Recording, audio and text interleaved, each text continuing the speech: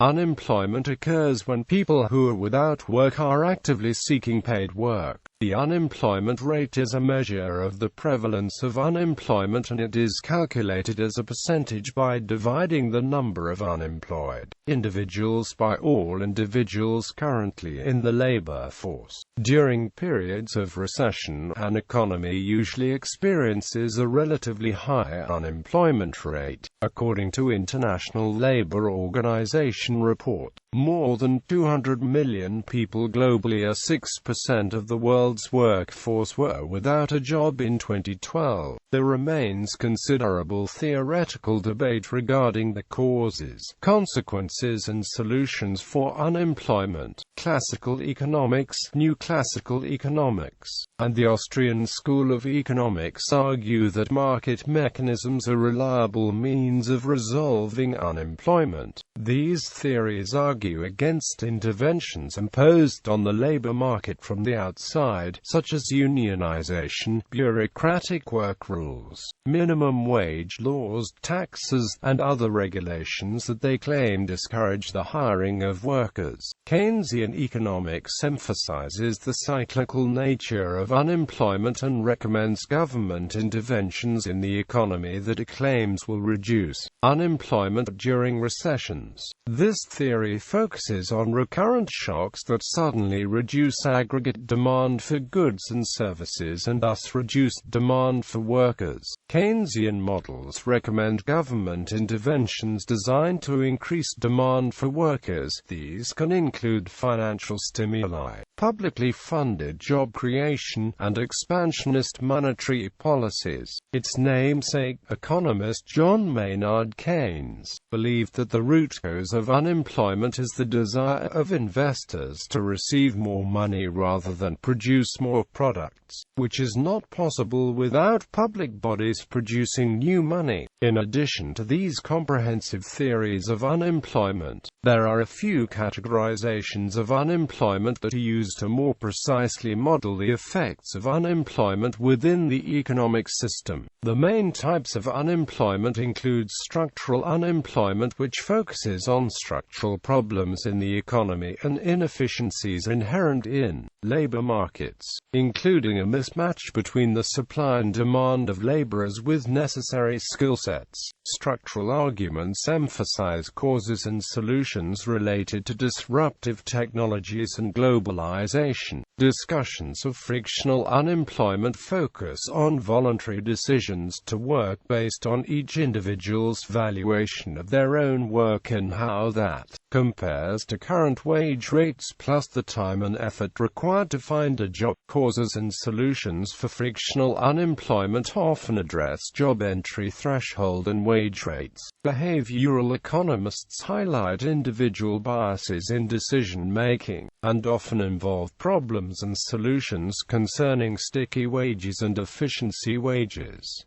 Definitions, types, and theories. Economists distinguish between various overlapping types of and theories of unemployment, including cyclical or Keynesian unemployment, frictional unemployment, structural unemployment, and classical unemployment. Some additional types of unemployment that are occasionally mentioned are seasonal unemployment, hardcore unemployment, and hidden unemployment, though there have been several definitions of voluntary and involuntary unemployment in the economics literature. A simple distinction is often applied. Voluntary unemployment is attributed to the individual's decisions, whereas involuntary unemployment exists because of the socio-economic environment in which individuals operate. In these terms, much or most of frictional unemployment is voluntary, since it reflects individual search behavior. Voluntary unemployment includes workers who reject low-wage jobs, whereas involuntary unemployment includes workers fired fired due to an economic crisis,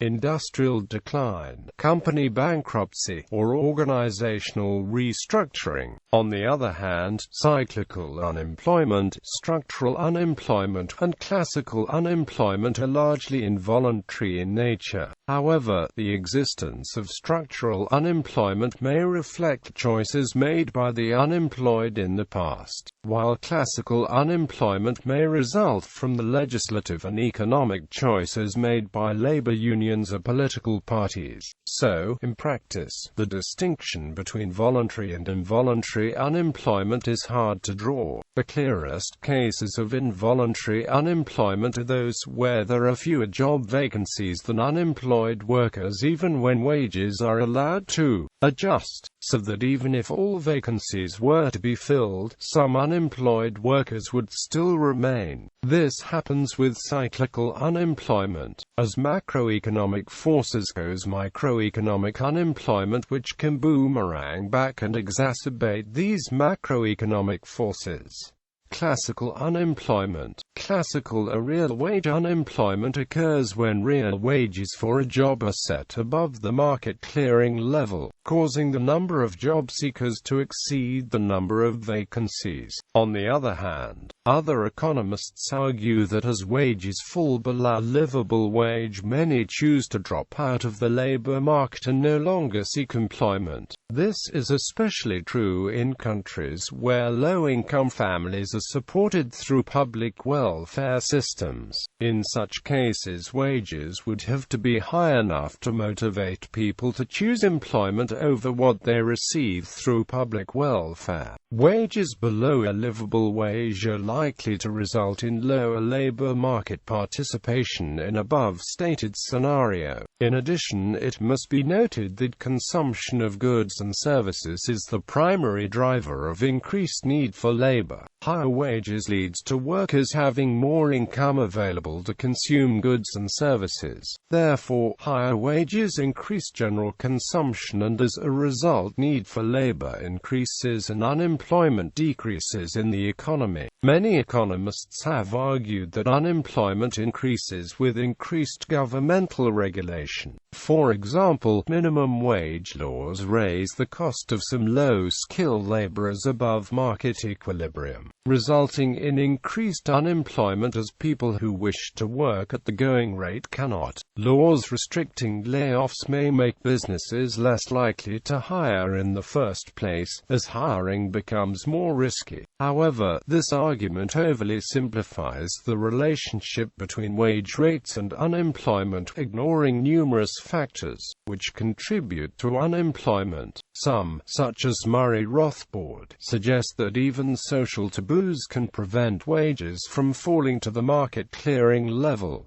In Out of Work, Unemployment and Government in the 20th Century America, economists Richard Vedder and Lowell Galloway argue that the empirical record of wages, rates, productivity, and unemployment in America validates classical unemployment theory. The data shows a strong correlation between adjusted real wage and unemployment in the United States from 1900 to 1990. However, they maintain that the data does not take into account exogenous events. Cyclical unemployment, cyclical, deficient demand, or Keynesian unemployment, occurs when there is not enough aggregate supply in the economy to provide jobs for everyone who wants to work. Demand for most goods and services falls, less production is needed, and consequently fewer workers are needed. Wages are sticky and do not fall to meet the equilibrium level, and mass unemployment results. Its name is derived from the frequent shifts in the business cycle, although unemployment can also be persistent, as occurred during the Great Depression of the 1930s. With cyclical unemployment, the number of unemployed workers exceeds the number of job vacancies, so that even if full employment were attained and all open jobs were filled, some workers would still remain unemployed. Some associate cyclical unemployment with frictional unemployment because the factors that cause the friction are partially caused by cyclical variables.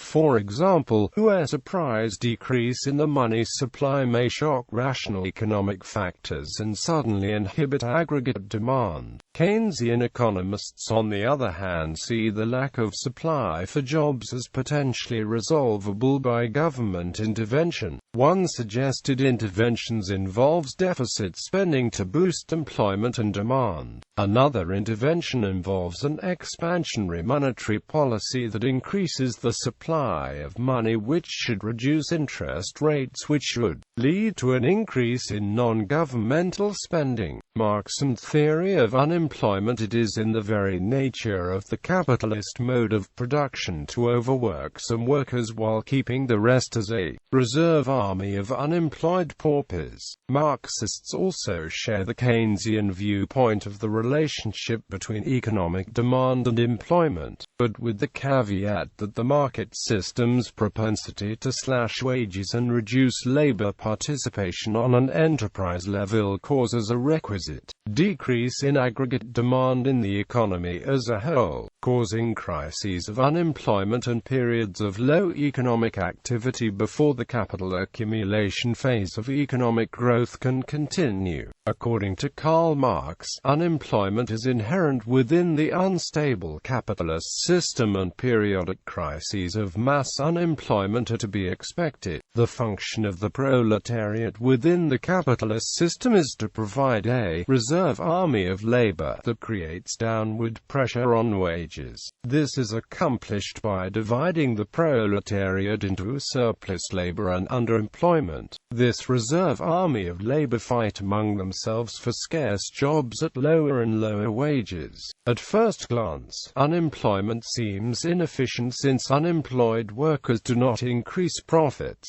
However, unemployment is profitable within the global capitalist system because unemployment lowers wages, which are costs from the perspective of the owners. For this perspective, low wages benefit the system by reducing economic rents. Yet, it does not benefit workers. Capitalist systems unfairly manipulate the market for labor by perpetuating unemployment, which lowers laborist demands for fair wages. Workers are pitted against one another at the service of increasing profits for owners. According to Marx, the only way to permanently eliminate unemployment would be to abolish capitalism and the system of forced competition for wages, and then shift to a socialist or communist economic system. For contemporary Marxists, the existence of persistent unemployment is proof of the inability of capitalism to ensure full employment. Full employment in demand-based theory. It is possible to abolish cyclical unemployment by increasing the aggregate demand for products and workers. However, eventually the economy hits an inflation barrier imposed by the four other kinds of unemployment to the extent that they exist. Historical experience suggests that low unemployment affects inflation in the short term but not the long term. In the long term, the velocity of money supply measures such as the MZM velocity is far more predictive of inflation than low unemployment. Some demand theory economists see the inflation barrier as corresponding to the natural rate of unemployment. The natural rate of unemployment is defined as the rate of unemployment that exists when the labor market is in equilibrium and there is pressure for neither rising inflation rates nor falling inflation rates. An alternative technical term for this rate is the NAIRU, of the non-accelerating inflation rate of unemployment. No matter what its name, demand theory holds that this means that if the unemployment rate gets too low, inflation will accelerate in the absence of wage and price controls.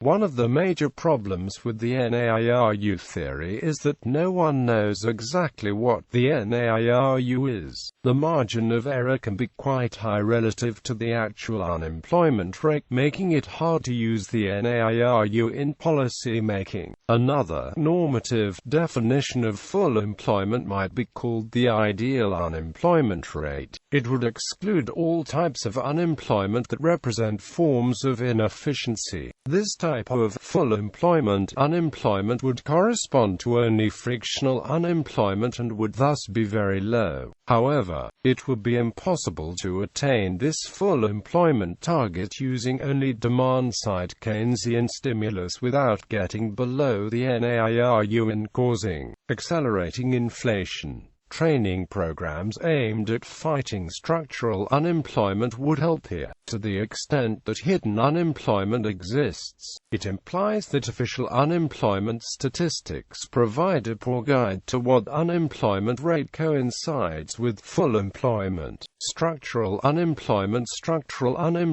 occurs when a labor market is unable to provide jobs for everyone who wants one because there is a mismatch between the skills of the unemployed workers and the skills needed for the available jobs. Structural unemployment is hard to separate empirically from frictional unemployment, except to say that it lasts longer. As with frictional unemployment, simple demand-side stimulus will not work to easily abolish this type of unemployment. Structural unemployment may also be encouraged to rise by persistent cyclical unemployment. If an economy suffers from long-lasting low aggregate demand, it means that many of the unemployed become disheartened, while the skills become rusty and obsolete. Problems with debt may lead to homelessness and a fall into the vicious circle of poverty. This means that they may not fit the job vacancies that are created when the economy recovers. The implication is that sustained high demand may lower structural unemployment. This theory of persistence in structural unemployment has been referred to as an example of path dependence or hysteresis. Much technological unemployment due to the replacement of workers by machines might be counted as structural unemployment. Alternatively, technological unemployment might refer to the way in which steady increases in labor productivity mean that fewer workers are needed to produce the same level of output every year. The fact that aggregate demand can be raised to deal with this problem suggests that this problem is instead one of cyclical unemployment. As indicated by Okune's law, the demand side must grow sufficiently quickly to absorb not only the growing labor force but also the workers made redundant by increased labor productivity. Seasonal unemployment may be seen as a kind of structural unemployment, since it is a type of unemployment that is linked to certain kinds of jobs. The most cited official unemployment measures erase this kind of unemployment from the statistics using seasonal adjustment techniques. This results in substantial, permanent structural unemployment. Frictional unemployment is the time period between jobs when a worker is searching for, or transitioning from one job to another. It is sometimes called search unemployment and can be voluntary based on the circumstances of the unemployed individual. Frictional unemployment is always present in an economy, so the level of involuntary unemployment is properly the unemployment rate minus the rate of frictional unemployment, which means that increases or decreases in unemployment are normally underrepresented in the simple statistics. Frictional unemployment exists because both jobs and workers are heterogeneous, and a mismatch can result between the characteristics of supply and demand. Such a mismatch can be related to skills, payment, work time, location, seasonal industries, attitude, taste, and a multitude of other factors. New entrants and re-entrants can also suffer a spell of frictional unemployment. Workers as well as employers accept a certain level of imperfection, risk a compromise, but usually not right away. They will invest some time and effort to find a better match. This is in fact beneficial to the economy since it results in a better allocation of resources. However, if the search takes too long and mismatches are too frequent, the economy suffers, since some work will not get done. Therefore, governments will seek ways to reduce unnecessary frictional unemployment through multiple means, including providing education, advice, training, and assistance such as daycare centers. The frictions in the labor market are sometimes illustrated graphically with a beverage curve, a downward-sloping, convex curve that shows a correlation between the unemployment rate on one axis and the vacancy rate on the other. Changes in the supply of a demand for labor cause movements along this curve. An increase in labor market frictions will shift the curve outwards.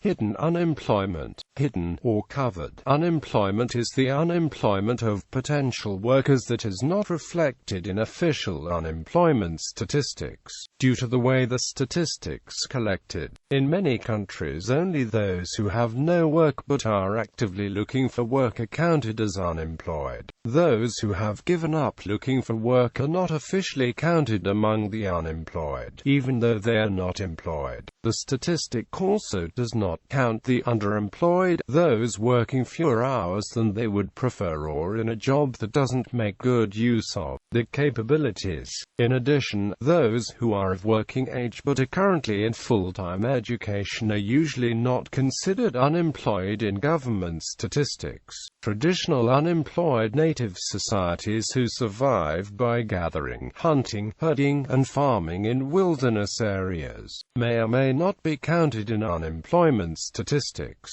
Official statistics often underestimate unemployment rates because of hidden unemployment. Long-term unemployment. This is defined in European Union statistics as unemployment lasting for longer than 1 year. The United States Bureau of Labor Statistics, which reports current long-term unemployment rate at 1.9%, defines this as unemployment lasting 27 weeks or longer. Long-term unemployment is a component of structural unemployment, which results in long-term unemployment existing in every social group, industry, occupation, and all levels of education.